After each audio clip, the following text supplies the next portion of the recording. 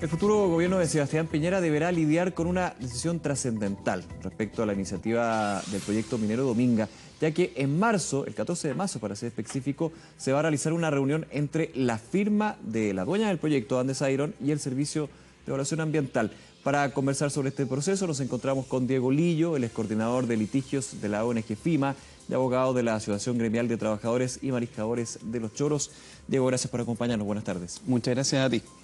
Y insisto en el 14 de marzo, porque van a ser solo 8 días luego de haber asumido, son un par de días luego de haber asumido el gobierno de Sebastián Piñera, y ahí la figura de la nueva ministra del Medio Ambiente, Marcela Cubillos, va a ser bien clave. Pero vamos un poquito a cómo ha sido el proceso, cuál es la evaluación de estos 11 participantes que están en el proceso de Minera Dominga, un proyecto, recordemos, que está rechazado por el Comité de Ministros, pero que llega a esta instancia de conciliación en el Tribunal Ambiental de Antofagasta.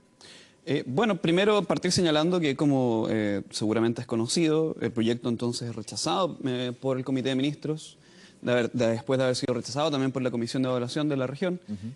Luego es el titular quien finalmente promueve este juicio, el titular del proyecto, reclaman contra la decisión de rechazo del Comité de Ministros, y entonces este juicio, las partes principales son Dominga y el Servicio de Evaluación Ambiental. Claro. Y entre los otros que hemos intervenido somos en total 9, lo que hace un total de 11 partes. Son 11 participantes los que están en todo el proceso que se ha llevado. Correcto, somos 11 participantes en total, lo que, bueno, supongo que se puede imaginar el público que ha sido un caso de bastante complejidad. Tuvimos una audiencia de alegatos que duró 3 días, la inspección personal del tribunal también duró 3 días, y a continuación de eso es la etapa en que nos encontramos acá, que el tribunal pretende sugerir bases de acuerdo para evaluar una eventual conciliación. Ustedes, para los que están representando, por supuesto, tú, Diego, ¿cómo ven esta posibilidad de conciliación? Porque se ha abierto la puerta de perfeccionar el proyecto. Es decir, es rechazado por el Comité de Ministros, pero está la posibilidad de que siga su curso. Correcto. Hay que hacer una distinción, de todas formas. Yo creo que, por un lado, es una señal positiva que el Tribunal Ambiental esté dispuesto a sentar a la mesa a los reclamantes, en este caso. Lo que me parece un poco difícil es el caso en concreto, que es el caso Dominga, puesto que, como tú bien dijiste, es un caso que viene del proyecto rechazado. O sea, si lo miramos bien fríamente, el proyecto Dominga hoy no existe. Entonces, proponer bases de mejora en base a algo que hoy no existe es una cuestión que me parece que es jurídicamente controvertible, digamos. Hay que hacer un análisis, bueno, eventualmente lo haremos con las bases en la mesa. Pero desde primera vista lo que resulta es que, bueno, tenemos la posibilidad entonces de mejorar un proyecto que no existe. ¿Y cuál sería el mecanismo de hacerlo? Ahí me quedo un segundo, porque el proyecto sí existe. Lo que pasa es que está todos los estudios de impacto ambiental, está todo el proceso que se ha llevado a cabo desde Andes Iron. Entonces, ahí creo que hablar de que no existe, claro, no existe la faena misma, pero sí, de hecho, ya la semana pasada hubo una revisión ocular, en este caso, del lugar donde se da la faena. También están las dudas sobre el proyecto portuario, que quizás es lo más complejo de este punto. Sí, bueno, para ser más preciso, el proyecto depende de su autorización ambiental. Claro. Y es la autorización ambiental la que no existe. Entonces, lo que suponemos que se quiere hacer es mejorar las condiciones del proyecto, pero respecto de una autorización que no existe. Y eso cambia el escenario, por ejemplo, cuando es un proyecto que viene aprobado y que es la comunidad que demanda finalmente, por ejemplo, una medida de compensación. Y que el tribunal pueda sentarlos a la mesa para decir: no voy a rechazar el proyecto, pero me parece importante lo que dice la comunidad, lleguemos a un acuerdo. Este caso es distinto, porque finalmente el Comité de Ministros lo que hace es decir que el proyecto Dominga no cumplió con la ley para ser aprobado. Y si miramos la etapa de conciliación como una especie de convalidación de este vicio de legalidad, yo creo que estamos ante un escenario que es imposible.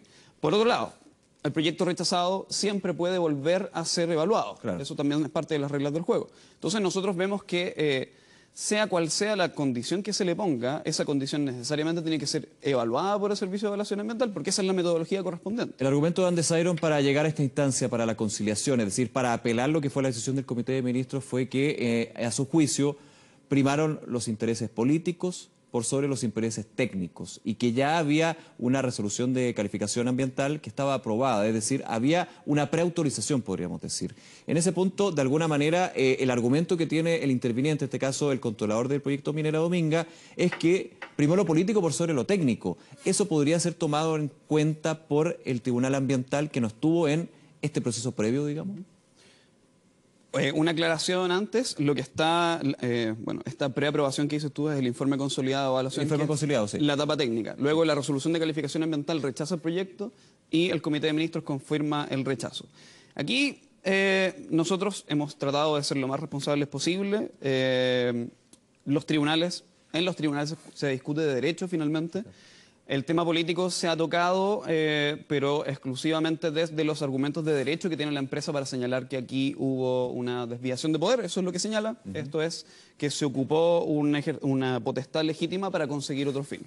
Y eso es parte de lo que tiene que probar, finalmente, para ganar el caso. Y a nuestro modo de ver eso no se produce, porque la finalidad del Comité de Ministros es proteger el medio ambiente y eso es finalmente, eso está en línea con la decisión que se tomó. Ya. En ese punto, el argumento que tienen tus representados, el gremio de pescadores y mariscadores, ¿cómo va a estar presente también en este proceso? Y para entenderlo, porque también uno que está en Santiago muchas veces se pierde en lo que realmente está pasando. Se ha hablado de divisiones por parte de la comunidad, por aquellos que están a favor de Minera Dominga, por la creación de empleos que va a tener, y los contrarios, como el caso de mariscadores y pescadores, que efectivamente ven un impacto en el medio ambiente y en sus puestos de trabajo también. Vale decir que efectivamente la comunidad está dividida en esas posiciones que tú señalaste. También es necesario recalcar que esta división ha sido con respeto, en ningún caso ha sido violenta, ha sido muy pacífica. Han convivido todas las posiciones. Ha sido un punto bien positivo, Sí, porque sí. de hecho en esta discusión de proyectos mineros, energéticos, generalmente siempre hay división entre la misma comunidad, pero hemos visto casos donde desgraciadamente eso raya en la violencia. Aquí no se ha dado el caso. No, aquí no se ha dado. La comunidad entiende que este es un proceso complejo. Entiende también quizás que Dominga tiene sus problemas. Aún así, ellos están alineados detrás de la necesidad de que exista este proyecto. Y por otro lado, la comunidad que está representada en la gente que representamos nosotros, en mi caso particular, la Asociación Gremial de Pescadores y Mariscadores de los Choros, que efectivamente ellos ven la protección del ecosistema como una protección de largo plazo de su propia actividad económica. Claro. Y desde el punto de vista pesquero y desde el punto de vista del turismo, que es muy fuerte en Punta de Choros. Sí. Y aquí tienes la diferencia de lo que sucede con el lugar donde está el puerto del proyecto Dominga, que es Tutoralillo Norte, donde no hay un asentamiento permanente de personas. Esto es más bien una caleta que recibe gente por temporadas que explotan los recursos marinos de la zona. Y finalmente la actividad económica está fundamentalmente concentrada en Punta de Choros y por eso es interesante hacer el contrapunto, puesto que si vas territorio adentro, hay muchas comunidades que están de acuerdo con el proyecto Dominga, pero el principal asentamiento que se dedica a explotar el mar de una forma muy sustentable, por cierto, es Punta de Choros y ellos están en contra del proyecto. Entonces ese es el balance que estamos haciendo en este momento. Tuvimos declaraciones también del futuro gobierno. ¿Y por qué pongo el punto del próximo gobierno? Porque evidentemente el 14 de marzo de la conciliación, ahí va a haber una mirada también de la futura ministra de Medio Ambiente, en este caso Marcela Cubillos. Ya eso sí, tuvimos una señal por parte del ministro de Economía. Dijo que Dominga es un proyecto interesante, que está rechazado, pero es interesante. ¿Cómo lo interpretan ustedes esto? Existe la tentación de mirar estas palabras también como una especie de presión política, cuestión que nosotros hemos tratado de no tomar así finalmente. Lo que yo leo de las palabras del futuro ministro de Economía es que, bueno, él está en su derecho de que le guste el proyecto, por supuesto. Efectivamente es un proyecto grande, es un proyecto novedoso desde muchos puntos de vista. Sumo en el evento, durante la campaña de Sebastián Piñera se hizo hincapié en la reactivación de proyectos de distinto tipo para la inversión. Correcto. Sumando ese punto. Correcto, sí.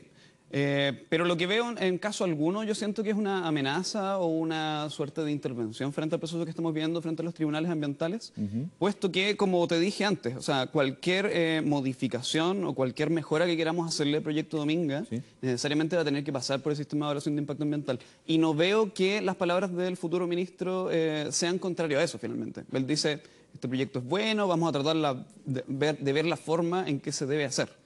Yo como abogado ambientalista te puedo decir que la forma en cómo se debe hacer es que pase por la evaluación de nuevo.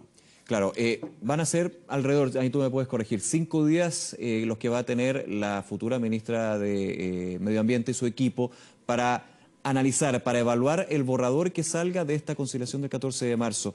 5 días es poco para poder llevar a cabo una evaluación concreta y técnica de todo este proyecto. ¿Qué opinas tú?